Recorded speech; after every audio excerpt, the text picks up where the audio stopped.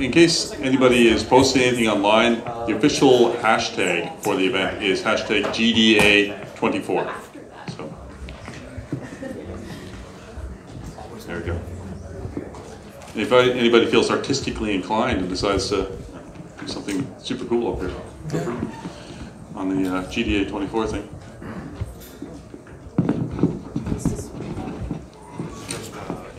Oh.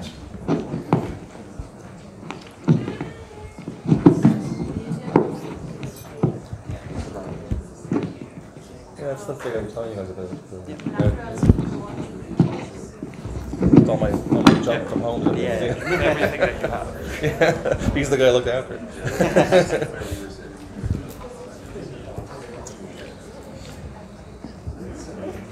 So good morning, everyone. Thanks for the opportunity to speak with you today. My name is Andrew Phillips, and I'm the Curator of Education and Public Programs at the Museum of Industry in Stellarton, Nova Scotia. And I'm going to talk to you a little bit this morning and just before lunch about a couple of exhibits that we've had at the museum dealing with video games and especially the video game industry in Nova Scotia. And our museum presents the evolution of work and economic development in Nova Scotia from the 1820s to the present. And much of the story that we tell celebrates the efforts of Nova Scotians to adapt to changing economic conditions, adapt to new technology, and create new opportunities for employment growth and prosperity. And our museum also has some notable firsts in our exhibit, including the Samson locomotive, which is the first coal-fired locomotive in Canada, and the Victorian car, the first automobile in the province. And we also have, as part of our permanent display, the first computer to be owned by a university in Nova Scotia, a Royal Precision LGP-30. It was purchased by St. Mary's University in 1960, and it featured a large memory on a magnetic drum capable of storing 4,096 words. It also cost more than the average suburban bungalow at that time by 2 or 3 times. And I will mention, as you can see the picture there, it was considered to be a portable computer because it had casters and so it could be shoved around from office to office. We also seek ways to represent the current experience of workers and industries in Nova Scotia.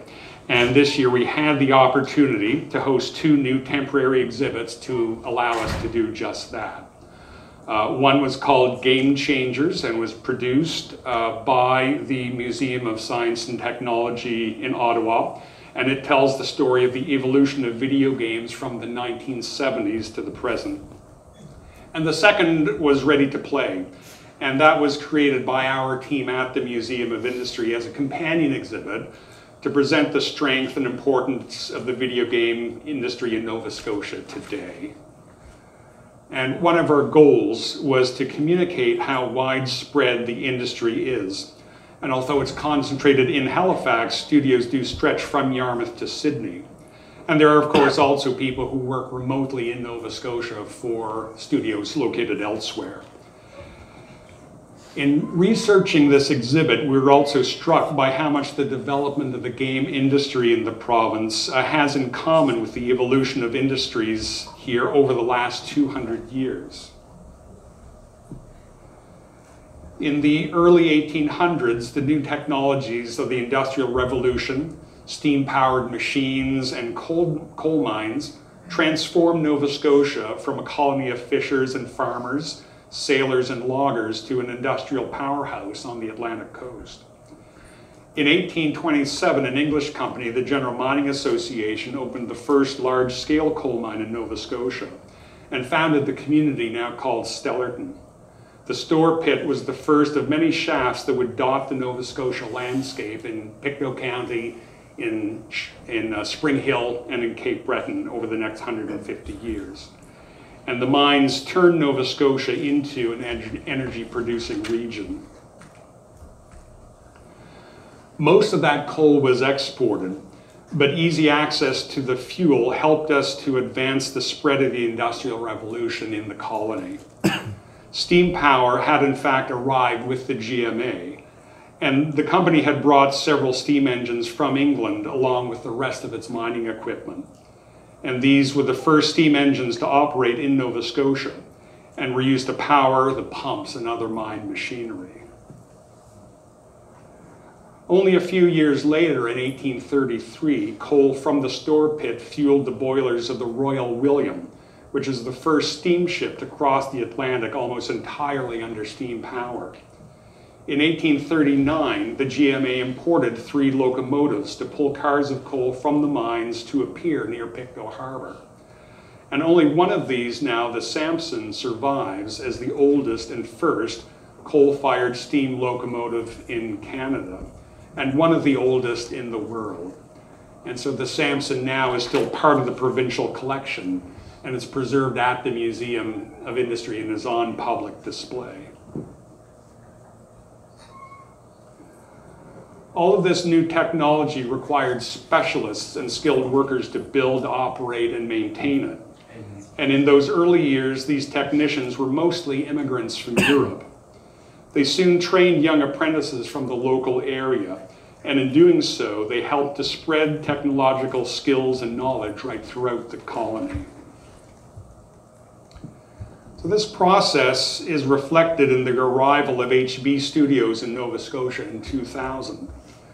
Like early pioneers in steam and coal, founder Jeremy Wellard recognized the opportunity to locate a studio here in Nova Scotia.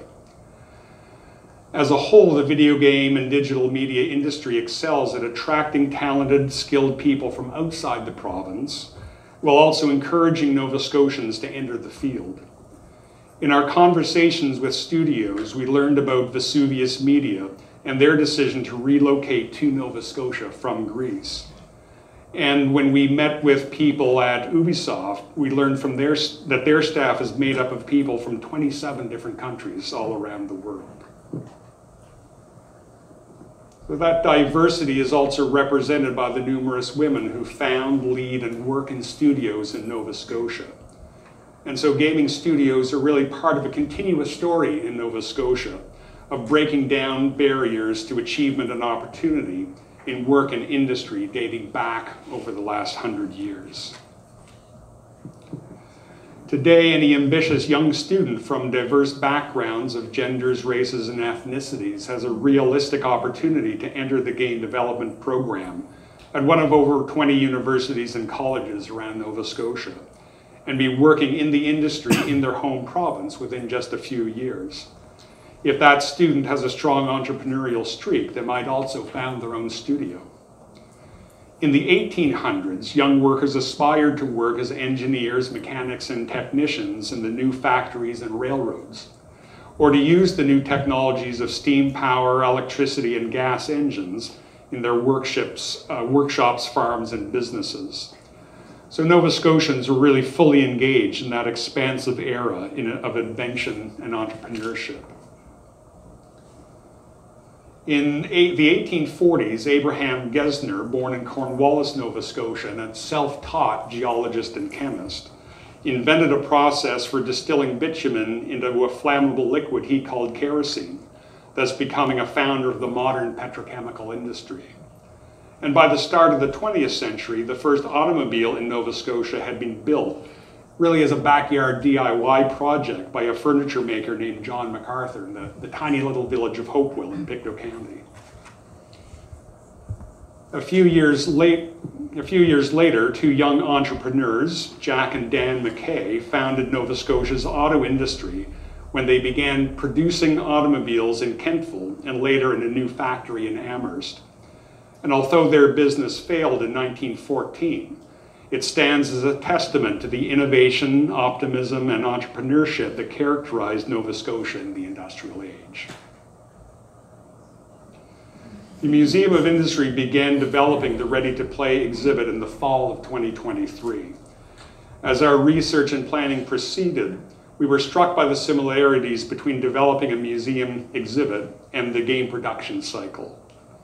We began by developing the exhibit concept, secured funding through support for culture, and moved on to a pre-production phase of research, interviews, and design ideas. And we identified key tasks and established milestones to ensure the project moved forward. We produced playable and alpha versions of the exhibit as we finalized the storylines and text, and identified artifacts and images. Some early ideas were abandoned as our focus narrowed to the components that best supported our storylines and could be completed within our deadlines. Through this phase, we continued to communicate with our external partners and work with a graphic designer to confirm the visual elements and the final layout of the exhibit. Ready to Play was launched along with Game Changers in mid-February, and both exhibits are in live operation now. We have received a very positive response and hosted nearly 3,000 visitors of all ages during March break. Ready to Play has also been covered by CBC Radio's Main Street and by Eastlink Television. And the exhibit also will remain open through the summer and will be sunsetted in late October. And as a museum, we do strive to represent the present as well as the past. And Ready to Play and Game Changers have allowed us to do just that. Game studios and digital media form part of a 200-year-old heritage of entrepreneurship, innovation, and industrial revolution in Nova Scotia that stretches back to the age of coal and steam.